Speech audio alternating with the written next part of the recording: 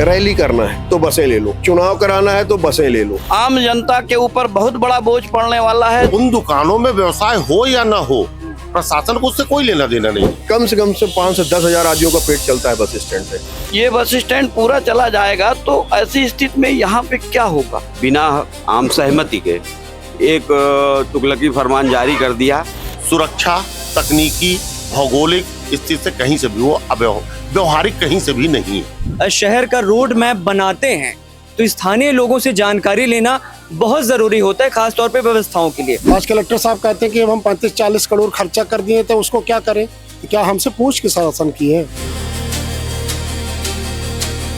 नमस्कार, आप देख रहे हैं विंद फर्स्ट। मेरा नाम विराट है और इस वक्त मैं मौजूद हूं सतना में। इन दिनों एक बड़ा चर्चित मुद्दा जो कि सतना में देखा जा रहा है वो है नए बस स्टैंड का और पुराने बस स्टैंड का। कई लोगों को ऐसा मानना है कि जो पुराना बस स्टैंड है और जो नया बस स्टैंड है, दोनों में काफ़ी अंतराल है, कनेक्टिविटी की बहुत ज़्यादा समस्या हो रही है और जो व्यापारी वर्ग है वो भी बहुत ज़्यादा प्रभावित हो रहा है। मोटर मालिक भी मेरे साथ यहाँ पे मौजूद है, आइए इनसे बातचीत करते हैं और पूरे मुद्दे को समझते हैं। क्या नाम है आपका? जी, सागर गुप्ता।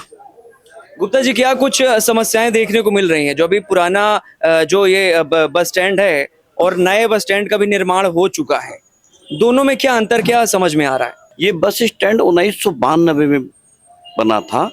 8 एकड़ पे बस स्टैंड बना हुआ है और बस स्टैंड के नाम पे यहाँ पे पूरी चारों तरफ दुकानें नगर निगम ने बनाई थी और उसमें लगभग 350 से 400 की दुकानें हैं। छोटे छोटे व्यवसायियों ने यहाँ दुकानें ली। मेरा भी व्यवसाय यही है, इसी परिसर पे है और सब अपनी रोजी कमा रहे हैं, अपना पेट चला रहे हैं। और अभी सरकार ने वहाँ बनाया बस स्टैंड, नया बस स्टैंड बना है और वहाँ पूरी तरह से अगर शिफ्ट पूरी बस स्टैंड यहाँ से चला जाएगा तो ये दुकानदारों का क्या होगा? मैं दुकानदारों का एक प्रतिनिधित्व कर रहा हूँ, उस नाते मैं बात कर रहा हूँ कि ये जो छोटे छोटे दुकानदार हैं इनकी रोजी कैसे चलेगी? ये भूखों मरने लगेंगे। बहुत से यहाँ ठेले खुमचे वाले भी बहुत से लोग हैं, वो उनका भी व्यापार, लगभग 500 लोग हैं यहाँ, ऐसे लोगों का व्यापार चल रहा है। पर वो तो अपना विकल्प ढूंढ लेंगे, अपना ठेला या खुमचा कहीं पे भी लगा लेंगे। पर ये दुकानदार हैं जो ये इनकी भूखों मरने की नौबत आएगी। क्या प्रशासन ने इसके लिए कभी विचार किया या वो इसी तरह की दुकान वहां बना के दें, इनको ट्रांसफर करें? नगर निगम में बस स्टैंड के कारण ही लोगों ने यहाँ दुकान ली। यहाँ कोई और मार्केट के लोग, अन्य शहरवासी कोई नहीं आता, सिर्फ बाहर के गांव, ग्रामीण अंचल के लोग आते हैं और वो यहाँ खरीद फरोख्त करते हैं, इससे उनका व्यापार चल रहा है। अगर ये बस स्टैंड पूरा चला जाएगा तो ऐसी स्थिति में यहाँ पे क्या होगा? इन दुकानदारों का क्या होगा? प्रशासन ने क्या कोई इनके लिए चिंता किया है? उचित तो ये होगा कि जिस तरह अभी चला है, आधा उधर है बस स्टैंड, आधा इधर, दोनों बस स्टैंड को सामंजस्य बना के ऐसा चले कि यहाँ के दुकानदार भी प्रभावित ना हो। आम जनता के ऊपर बहुत बड़ा बोझ पड़ने वाला है, समय का, धन का, तो वो भी बचेगा और ये जो बस व्यवसायी हैं इनको भी किसी तरह की कोई नुकसान और तकलीफ नहीं होगी। इसलिए दोनों बसों का अस्तित्व बने, ऐसा कुछ रास्ता प्रशासन को निकालना चाहिए। अच्छा, प्रशासनिक क्या कोई ऐसा निर्देश भी जारी किया गया है कि बस स्टैंड हटाने के साथ दुकानें भी हटा दी जाएंगी? नहीं, मैं बस व्यवसायी हूँ और बस दुकानें, जो आपने प्रश्न किया कि दुकानें भी हटा दी जाएंगी, तो देखिए दुकानें तो नहीं हटाई जाएंगी। यहाँ से बस स्टैंड हटाया जा रहा है और दुकान यथावत रह जाएंगी। उन दुकानों में व्यवसाय हो या ना हो, प्रशासन को उससे कोई लेना देना नहीं है। जैसा कि हमारे अभी व्यापारी भाई ने बताया कि बस स्टैंड में जो दुकानें बिकी हैं वो बस स्टैंड के नाम से बिकी है। निश्चित है, बस स्टैंड में व्यापारी ज्यादा पूंजी लगा के बोल के उसने दुकान खरीदी है कि हमें यहाँ व्यापार मिलेगा। ये बात भी सत्य है कि यहाँ सिर्फ बस में आने जाने वाले लोगों का ही व्यापार है, क्योंकि मार्केट ऑलरेडी सतना का मार्केट है। मार्केट से कोई यहाँ खरीद फरोख्त लेने नहीं आता और यहाँ जो लोकल लोग आते हैं, ग्रामीण क्षेत्र से आते हैं, उन्हीं के लेवल का, उन्हीं के स्तर का सामान यहाँ उपलब्ध है। तो ये तो व्यवसायी का जो आपका प्रश्न था वो ये था। और मैं बेसिकली बस ऑपरेटर हूँ। तो देखिए, कहना हमारा ये है कि यहाँ से हमें जबरन बलात् भगाया जा रहा है और जो बस स्टैंड इन्होंने नया बनाया है वो बिल्कुल भी कहीं से भी व्यवहारिक नहीं है। नंबर 1, वो जो बिल्डिंग बनाई है उस बिल्डिंग के सराउंडिंग करीब 400-500 मीटर के एरिया में ना तो कोई स्ट्रक्चर है, अकेली बिल्डिंग खड़ी, ना कोई कमर्शियल है, ना कुछ रेजिडेंशियल है वहाँ। तो निर्जन स्थान पे बिल्डिंग बना दी है। अब ये चूंकि जमीन बेशकीमती हो गई, तो सरकार कुछ इसका सोच रही होगी कि इसको हम कुछ करेंगे, इनको वहाँ खदेड़ दो। 92 में ये बस स्टैंड बना था, करीब 93-94 से हम लोग यहाँ स्थापित होना चालू हुए। तो आज करीब 30-32 साल में हम लोग किसी तरह अपने आप को यहाँ स्थापित कर पाए। हम लोगों ने अपने ऑफिसेज खरीदे, सुचारू रूप से संचालन कर रहे हैं। यहाँ हमारा ऑफिस है, गैरेज है, बसों के उपयोग में आने वाला कुछ सामान रखते हैं, कुछ स्पेयर पार्ट रखते हैं। एट ए टाइम बस में हम काम करा के उसको करा सकते हैं, जो कि वहाँ कुछ नहीं कर पाएंगे हम। और दूसरी चीज़ ये है कि यहाँ से इतना दूर है, हम लोगों के जो परमिट्स हैं वो यहाँ की टाइमिंग के हिसाब से है कि हम पन्ना से आएंगे, यहाँ पहुँचेंगे और यहाँ से चले जाएंगे। ग्रामीण क्षेत्र की जो भी गाड़ियाँ आती हैं वो इतना दूर है कि यदि हम वहाँ जाएंगे और आएंगे, और वो भी ट्रैफिक वाला क्षेत्र पार करके जाएंगे, तो कई बसों के तो परमिट ही खत्म हो जाएंगे, टाइमिंग खत्म हो जाएगा। मतलब हम डिपार्चर के टाइम पे वहाँ हम पहुँच ही नहीं पाएंगे। सुरक्षा, तकनीकी, भौगोलिक स्थिति से कहीं से भी वो व्यवहारिक कहीं से भी नहीं है। किसी प्रशासनिक अधिकारी से कुछ बातचीत हुई इस बस स्टैंड को लेके? देखिए, हम लोग बस का व्यवसाय करते हैं। व्यक्तिगत हमारी गाड़ी सतना से सिमरिया मार्ग पर जाती है, और व्यवसाय की ये स्थिति है, अगर हमारे यात्री ग्रामीण, स्कूली लड़के और किसान सबसे ज़्यादा जुड़े हुए हैं। हम लोग की जो रूट व्यवस्था है उसमें अधिकतर ग्रामीण क्षेत्र जुड़ा हुआ है। वहाँ से किसान, स्कूली बच्चे इतनी संख्या में आते हैं, यहीं अगल बगल उनकी स्कूलें हैं। ये स्थिति हो जाएगी कि वो छात्र, किसान जो भी आएंगे हमारी गाड़ी से, अगर ये नए बस स्टैंड में शिफ्ट करते हैं तो अननेसेसरी यहाँ से उनको लगभग 40 रुपए का अतिरिक्त भाड़ा देकर नए स्टैंड से पुराने स्टैंड आना होगा इनको। इस स्टैंड को हटाना उनके हित में भी नहीं है, हम लोगों के हित में भी नहीं है। प्रशासन की मनमानी चल रही है। व्यापार तो लगभग अगर उस स्टैंड में वो करते हैं सभी पूरे बस ऑपरेटरों को, तो बस का व्यवसाय समाप्त हो जाएगा, शहर से बाहर हो जाएगा, और व्यवहारिक भी नहीं है कहीं भी। शासन को अपनी उचित नीति के हिसाब से करना चाहिए काम। ये गलत नीति है उनकी, जो स्थापित है उसको उजाड़ रहे हैं। ये वो नए को बना रहे हैं कि क्या कर रहे हैं, ये अलग व्यवस्था है। जो जमा जमाया व्यवस्थित है उसको उजाड़ने का काम ये कर रहे हैं, और अपनी हठधर्मिता पे अड़े हुए हैं। बिना, एक बार इन्होंने मीटिंग ली और उस मीटिंग में इन्होंने 8 तारीख को ये कहा कि जब सबकी सहमति बन जाएगी उसके बाद ही हम कोई अगला कदम उठाएंगे, और उसका लेख उन्होंने लिखित में दिया है कि जब तक आम सहमति नहीं बनती तब तक हम अगला कोई कदम नहीं उठाएंगे। और उसके बाद भी इन्होंने ज़बरदस्ती बिना आम सहमति के एक तुगलकी फरमान जारी कर दिया कि नहीं, आपको वहाँ चलना होगा। ये हमारे हिसाब से ये गलत तरीका है। और शासन, जब तक हम बस वालों में आम सहमति नहीं बनती, जो उन्होंने रिटर्न में भी हमको दिया है, तो इस तरह का कदम उठाना बहुत उचित नहीं है। हम लोग कहाँ जाएंगे? हमारी गाड़ियाँ सतना सिमरिया मार्ग में चलती है, और रेलवे का ओवरब्रिज का निर्माण वहाँ चल रहा है, अलग से डाइवर्सन दिया हुआ है। तो हमारी गाड़ी आज ही इसी पुराने बस स्टैंड में अपने समय पर आ नहीं पा रही।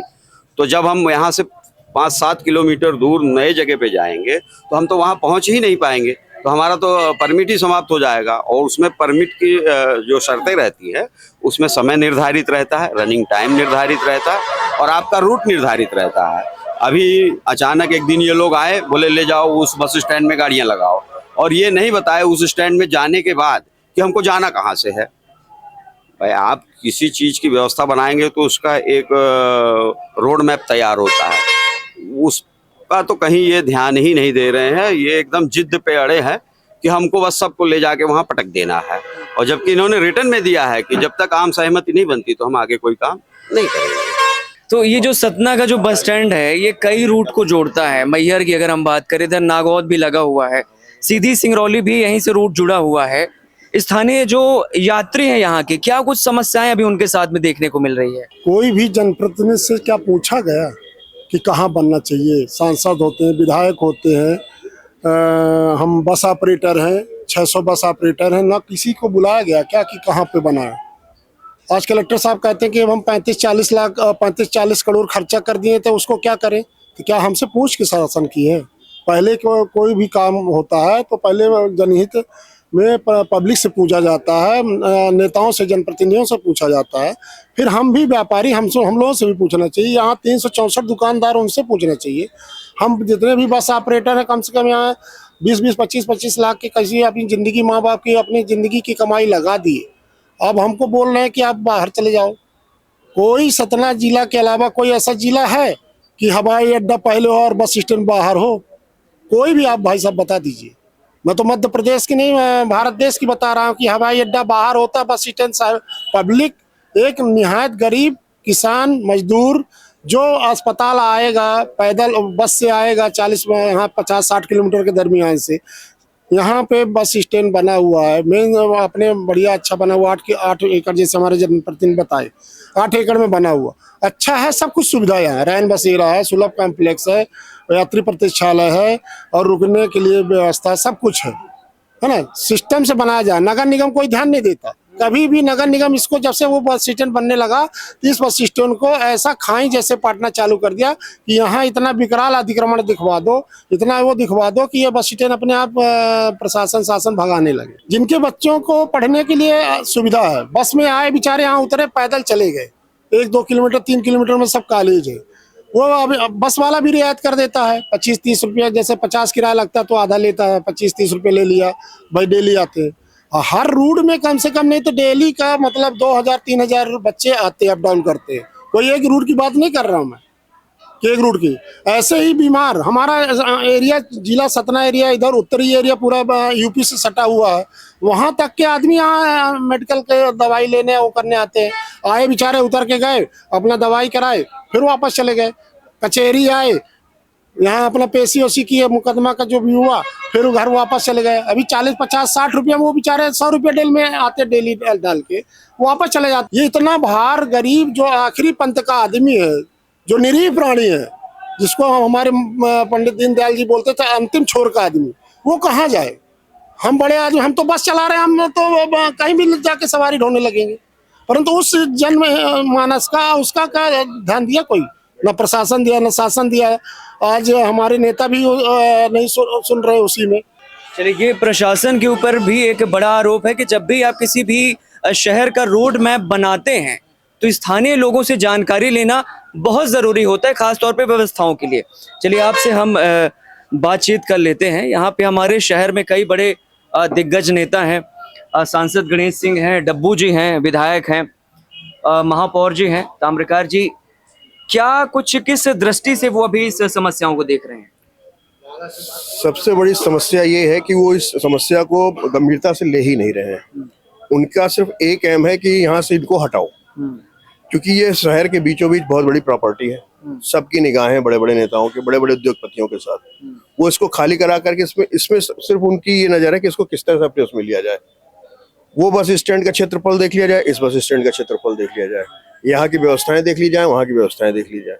जब ये बस स्टैंड बना था तो नगर निगम ने काफी दुकानें बनाई थी, जैसा कि आप देख रहे होंगे। इससे हर छोटे छोटे व्यापारी जुड़े हुए हैं, और ये बोली पे, टेंडर पे नगर निगम ने दुकानें दी थी, सिर्फ इस शर्त पे कि हम बस स्टैंड से आपको व्यवसाय देंगे। जब बस स्टैंड ही चला जाएगा तो ये गरीब, इनकी ठेकेदारी कौन लेगा?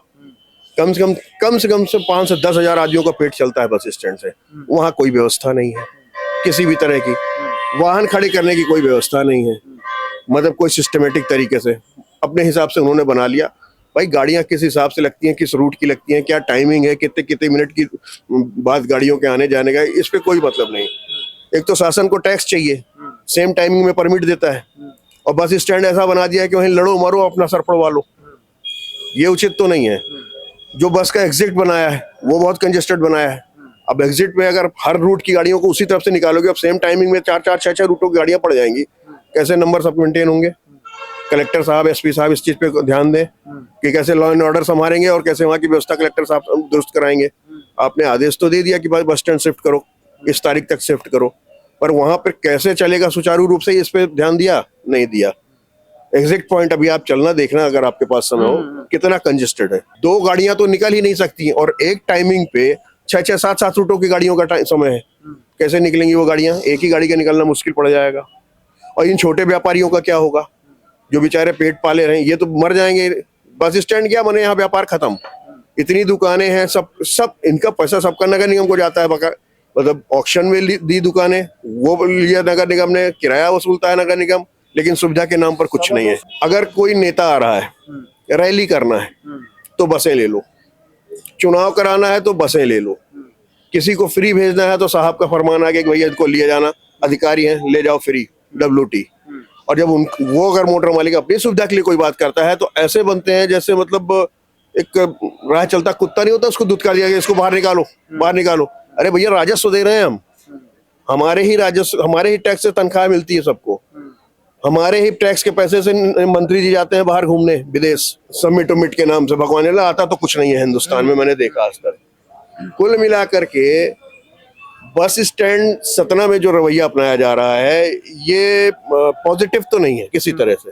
अच्छा, अभी हड़ताल भी हुई थी यहाँ पे सतना में, क्या कुछ अभी निर्देश जारी हुआ है, कब तक सुनवाई होने की संभावना है? अभी हम लोग को कलेक्टर साहब के यहाँ से एक पत्र मिला है कि आप लोगों को 6 फरवरी तक लिखित में अपनी समस्याएं देना है।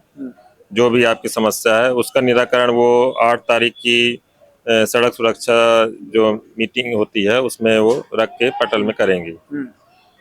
और हम लोग की तो बेसिकली जो मेन समस्या है इस बस स्टैंड से वहाँ जाने की, तो टाइमिंग की समस्या है। और टाइमिंग सभी गाड़ियों का जो टाइमिंग है वो इस बस स्टैंड के हिसाब से सेट है। अब किसी को जैसे यहाँ से 11 बजे निकलना है और 1 बजे पन्ना पहुँचना, 1:10 पन्ना से चलना है, फिर यहाँ से 2:10 वापस लौटना है 3:10, तो ये समय चक्र जो फ्रिक्वेंसी है वो वहाँ पे मैच नहीं हो पाएगी। शासन ने अभी पत्र भी लिखा रीवा कमिश्नर को इस विषय में कि आप समय चक्र का इनका निराकरण करें। कमिश्नर साहब ने स्पष्ट कर दिया है कि समय चक्र जो चेंज होगा वो माने समय चक्र चेंज का परमिट में अब कोई प्रावधान नहीं रह गया है। हाई कोर्ट से उसको निरस्त कर दिया है। अब ऑपरेटर को नया परमिट ही मांगना पड़ेगा, नया परमिट मांगना पड़ेगा। और उस नए परमिट की शर्त यह है कि अगर आपके पास स्पेयर गाड़ी है तो आप मांग सकते हैं।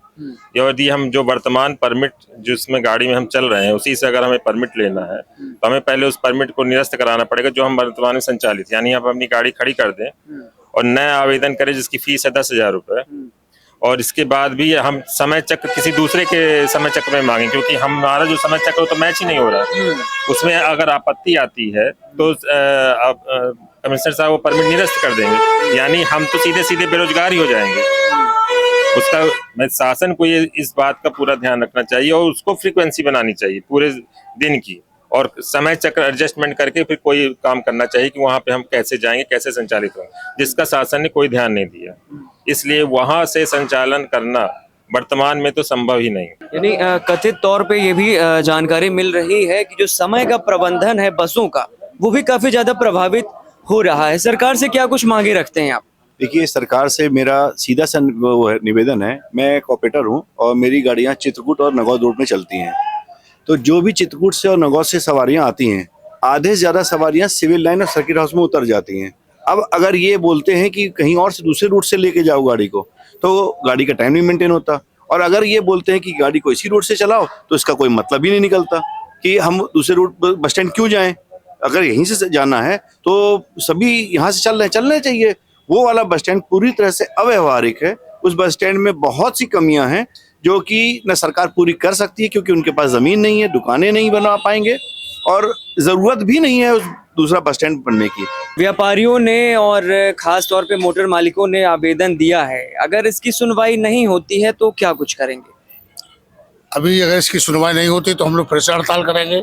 पहले हम लोग शासन के पास अपना प्रस्ताव रखें, जो उन्होंने मांगा है उसको हम लोग पूरे पूर्ति करेंगे उनकी, जो उन्होंने कहा कि हम वो पूरा करेंगे। इस बस स्टैंड के जाने से यहाँ के व्यापारियों को, बस मालिकों को बहुत ज़्यादा नुकसान है और साथ में हमारी जनता को भी। आपको मैं एक बात बता दूं, सतना में आज कम से कम 5 साल से जो यहाँ FCI के ट्रक चल रहे हैं शहर में, वो भारी जाम लगाते हैं। कैमा जाने की उनकी बात है, आज तक शासन ने ले पाया, मगर बस वालों को ले जाने के लिए सिर्फ ये जिद है कि वहाँ पे जाइए। ये बस स्टैंड का एरिया 8 एकड़ का है, उसका एकड़ का 5.5-6 एकड़ का है। मगर वहाँ पे बसों के निकलने की कोई सुविधा नहीं है। और यहाँ पे हर चीज़ की सुविधा है, व्यापारियों को भी बेचारों को धंधा मिल रहा है, गरीब जनता जो आती है हमारी, अस्पताल हो चाहे पढ़ने के लिए हो चाहे कॉलेज आए, उनके लिए भी ये सुविधा है। इसलिए हम चाहते हैं कि बस स्टैंड ये रहे, शासन इस पर विचार करे और ये करे कि जो स्टैंड जहाँ पे वहाँ पे रहे, इसमें हमें कोई दिक्कत नहीं। बस स्टैंड हटाने की जो खबर सामने आ रही है सतना में, क्या कुछ कितना धंधा प्रभावित होगा आपका?